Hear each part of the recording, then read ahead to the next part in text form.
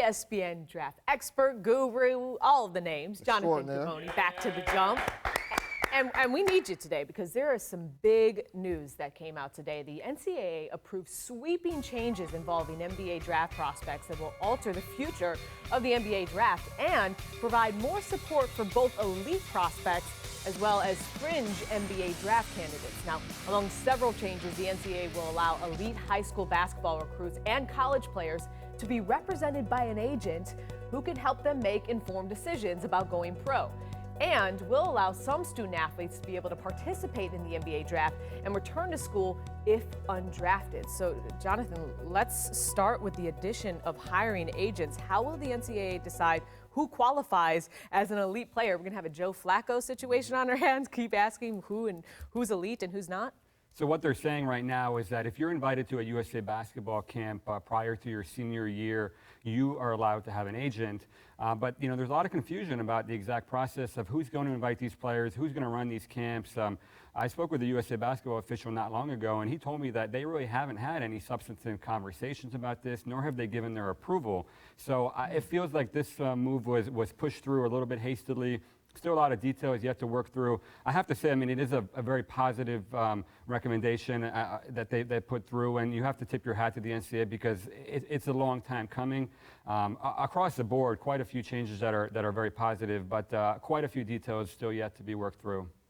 But how does this change the process in the NBA teams gathering information basically on prospects and vice versa?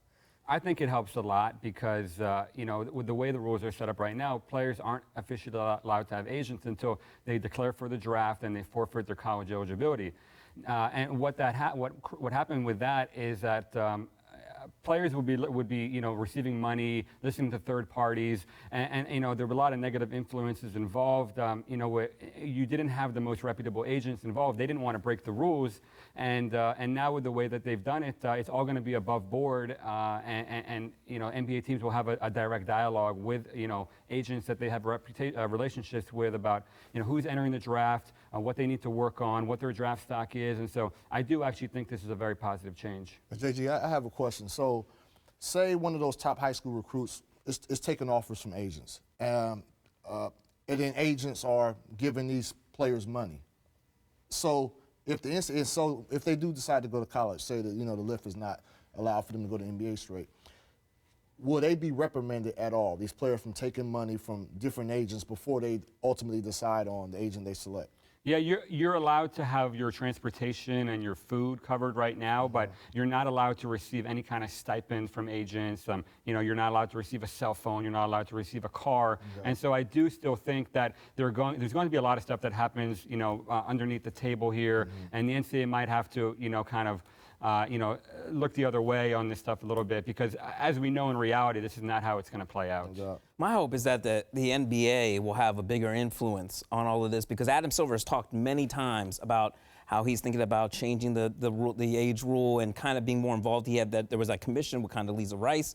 I think the NBA's influence here is important because they can be the ones that can help the NCAA oversee everything, and I think that provides a little more legitimacy because we've seen the NCAA, and you were saying how this might have hastily come together, which is not necessarily a great thing for the NCAA. I do think this is a step in the right direction, but I think they should incorporate the NBA if they can. No question, and you see throughout the press release that they put out, the NBA is mentioned again and again, but it also says pending NBA approval, pending NBA rule change, and so I think that they did the rule, and now they're going to have the conversations, and I do think the NBA understands that this needs to happen. The age limit isn't going away until 2022. That's 4 years from now. So that a lot of players are going to be put into tough situations if they don't make these changes soon. And it looks like it's in the process of happening. Well, there's another part of the news that it is there to support these athletes, and it's really players will have the opportunity to return to college if undrafted. For example, several really good college players like Malik Newman from Kansas, Alonzo Trier from Arizona, Trayvon Duval from Duke were all undrafted in June. So how much will this increase early entries, that is, into the draft? Well, the detail here that's very important is that the only players that can go back to school are those who went to the NBA Combine. And so if you weren't actually invited to that's a very small list. That's about 70 players. Yeah. And so if you weren't invited to the NBA Combine, you have to withdraw your name within 10 days of the Combine, being completed. And so with that in mind, it actually isn't that big of a change. Some of those players on that list were invited to the NBA Combine, and so we're talking about 10, 15 guys at most. And I'm not sure if they're actually going to want to go back. Trayvon Duval from Duke, I don't think Duke had a spot for him. And Malik Newman, Raleigh Alkins. I think that these college programs had moved on by the time that they went undrafted. And so the question is, what if they don't have a scholarship? Can they transfer? Do they have to sit out a year? Again, more details that need to be worked through. But I mean, positive step, but not by no means this is the final thing. Yeah, there seems going to be a lot more questions than answers over the next couple months. But as you say, it is a positive step. So. We'll see how it evolves. Now,